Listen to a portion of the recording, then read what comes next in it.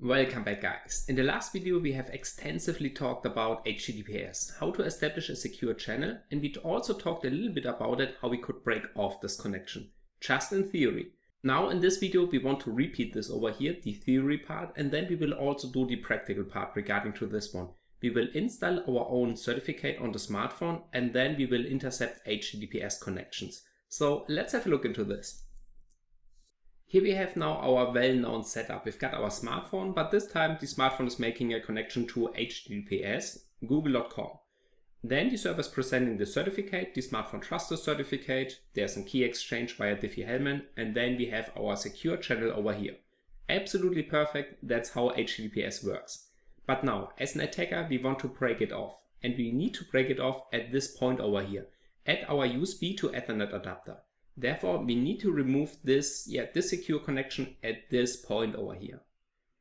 Alright, if we break off this connection, the smartphone is still trying to connect to a web server regarding to HTTPS. Therefore, we need to present a certificate at this point. So we need to create our own certificate. The problem right now is if we are presenting the certificate, the smartphone will look it up. I mean, that's not a problem, that's what it is right now, and that's good because otherwise HTTPS won't work. But for us as an attacker, we want to get into the traffic of this application, and therefore we have to deal with this. So the smartphone is now looking up if this certificate has been signed by a valid authority or if it even has been created by a valid authority. In this case, it checks the internal certificate storage and realizes, nope, it's not in there. So the smartphone simply tells us about this one over here. Alright, the connection gets aborted and we cannot see any traffic anymore.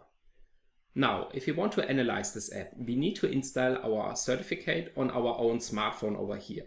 By having now our certificate installed on the smartphone looks it up and realizes, okay, this is a trusted authority, therefore no matter what domain is in here, I will trust this. So we can create certificates for example.com, google.com, and whatever we like.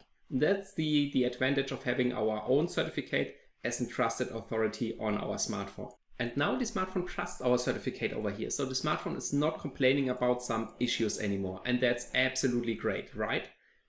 Besides this, the smartphone is also establishing now a secure channel with us. So we have the same approach. The smartphone is asking for a certificate. We are now presenting our certificate. The smartphone accepts it right now. And we have now our secure connection over here. So the magic happens once again. But this time we have all the necessary information, the private key to decrypt all this stuff, and now we can also analyze this traffic, which is super amazing, right? Absolutely, and we do not have to worry too much about this. This is all done within the burp speed. Afterwards, the traffic gets simply redirected to the real application. So in this case, google.com, and we are now having a proxy in between them, and we can also analyze the whole traffic because we have everything we need right now. Nice. So therefore I would suggest let's do some hands-on exercise. Let's set it up on our smartphone over here, this one. Let's install the certificate and then have a look how all this takes effect. Alrighty, so let's go. Alrighty, so here we are back on our Ubuntu VM. First let's have a look if our interface is available from our USB to Ethernet adapter. And we can see, no, it's not there because I haven't plugged it in yet. So how fast can we okay, I just plug it in. There we go, it's plugged in and we wait, I guess, 4 seconds. There we go. Oh, it hasn't signed an IP address yet. Now, there we go. Just wait a little bit longer, then it should work out of the box right now. That's the amazing thing about the setup. Alrighty, now we also got our smartphone connected. This one over here. Let's get back the screen. Whoops, little typo. Screen copy, there we go.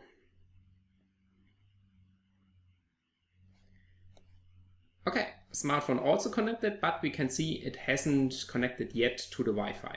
So therefore we go into settings, Wi-Fi, and we wait until the smartphone connects to this one over here.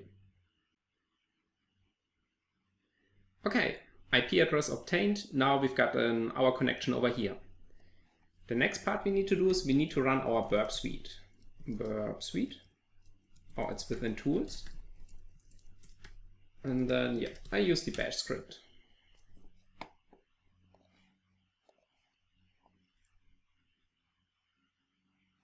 We choose temporary project, verb defaults.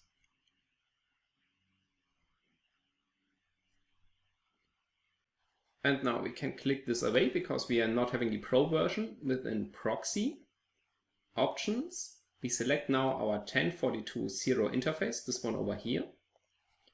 And now, we also need to select invisible proxy. So this checkbox needs to be enabled. Otherwise, we are not forwarding this traffic to the real connection. So we also check this one over here. All right, now we open a new terminal. And the last thing we need to do is we need to forward our packages to this interface here. We can do this with the iptables command. iptables-tnut. We want to select the nut table. Now we want to append a new rule. Pre-routing, whoops, there's a problem. Pre-routing. Protocol should be all packages regarding to TCP. Destination port 80. We later select 443 also. And now we want to change the destination address to destination 10.42.0.1 8080. If this was a little bit fast to you because you jumped directly into this video, I have prepared an extensive video where we talk about this command over here. Okay. And this one is being enabled. Now let's also add HTTPS traffic 443. And now let's verify real quick if everything has been set up. So this command lists out these entries and we can see yes, the source destination port 80 to this destination. Also for the destination port 443 to this destination. We've got our update notifier and we click it away. Okay. Oh, the smartphone lost the connection. I guess this was the problem we had earlier. So let's see. That's our burp suite. And so somehow the smartphone lost the connection. Let's open it once again. There we go. Okay, and let's put this in foreground and now let's verify if the setup works. So let's do it this way.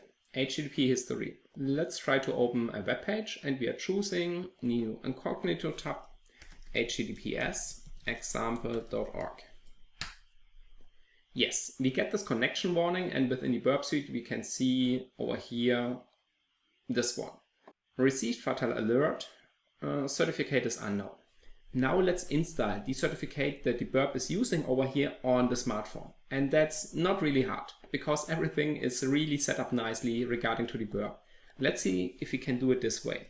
So if you're opening HTTP 10.42.0.1 8080, that's the instance where our burp suite is listening. And here we can now see there's a button, CA certificate. We can now click this button and then the certificate will be downloaded. The only problem regarding to this one is the certificate is with the DER extension and the smartphone doesn't accept this. So let's try to install it and then we will see what's going on. To install the certificate, we can now go into settings and then let's see security, encryption and credentials, and here install a certificate. This might be different, it depends on the manufacturer you have. Maybe the easiest way is searching via this one here for install a certificate or simply certificate. If you have any problems regarding to this one, then please just write me a message with your model and we will figure out how we can install the certificate for your device. Okay, install a certificate and now we select CA certificate. Then we get this warning because installing a custom certificate, I mean this can break off the complete HTTPS traffic. And we need to think about this. So please not do this on a productive device, only do this on test devices. Otherwise you might get man in the middle. We say install anyway because that's a testing device. Okay, so here we are now in the SD card of the smartphone and within downloads we have now our burp certificate but we cannot select it. And the reason for this is, we need to rename this extension. I don't know why that's the case, but let's simply do this. So we open a new terminal. Once again, there we go. And now we simply connect via ADB to our device and we rename this file over here. So ADB shell. Then we go into the SD card directory. And then within download, we have our crcert.der. And now we move this file from cassert der to cassert, or maybe let's call it simply burp.crt. And now we can see the transition on the right. Now we have the certificate file being selectable. Let's select it over here. And the CA certificate has been installed. Nice. That was all right now. That's all we need to do. We can now simply close this one over here. And then, yeah, let's simply reopening this tab. So let's open a new incognito tab. Also observe it in the burp. Within the interceptor, we can now also see those Google requests. So let's turn the interceptor off, otherwise the request will be paused over here. Select the HTTP history once again, and now let's opening https example.org. And we can see no warning anymore, and we can see over here we've got this HTTPS traffic. So now we are able to man-in-the-middle HTTPS traffic without having the choice to select this stuff. Now you might ask, but if we simply select this warning, then is it the same? It looks like it is at the first view, but it isn't.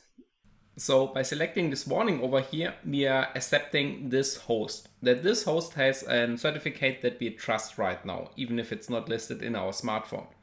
But if the application is making requests to different hosts, these requests will be missing right now.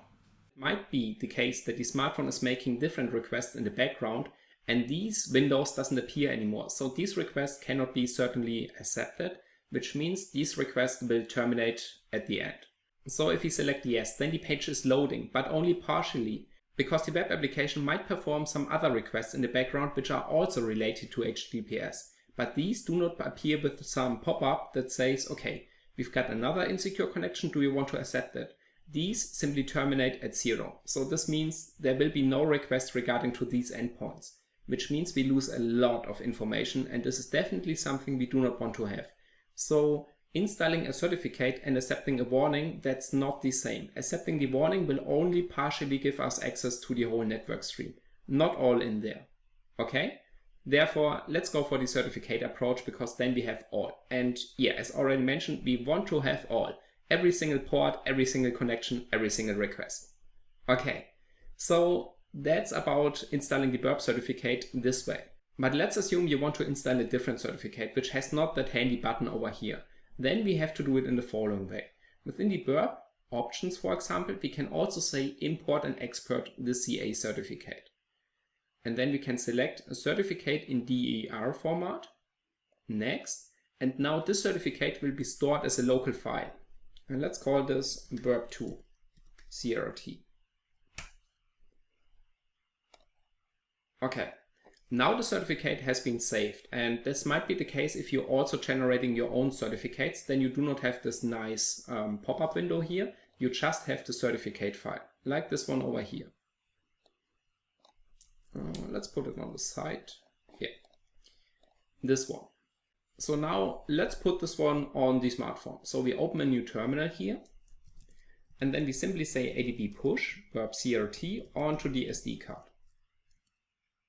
Maybe let's rename it differently. burp2 CRT. Oh, sorry. This one is called burp CRT, but here we name it now burp2 CRT. There we go. All right. Now in the SD card, so let's switch to the smartphone and go into the SD card. We have now these two files. Let's remove the first one. Whoops. There we go. Okay, so let's assume now you have your own certificate. We have now pushed it, this one here, onto the SD card, and now we want to install this one. Approach exactly the same. We go into settings, security, encryption and credentials, install a certificate, CA certificate, install anyway. And then instead of the downloads directory, we now go into the SD card, so one directory back. And if we scroll down a little bit, there we go. We have our burp2.crt over here. We can now select this, but yeah, the certificate has been already installed.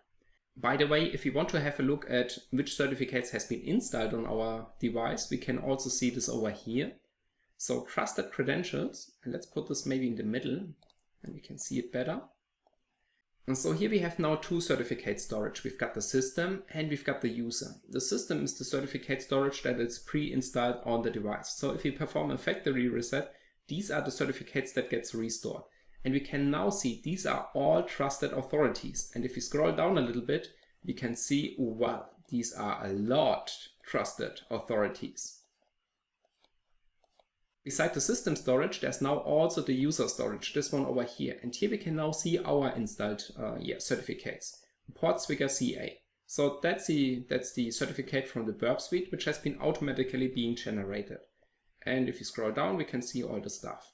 So our Burp Suite is also now a valid authority for this device over here. Therefore, this device trusts every HTTPS connection that has this certificate installed. Nice, isn't it? Alright, so that's all for this video right now. We have learned how we can install our own certificate over here to break off an SSL connection.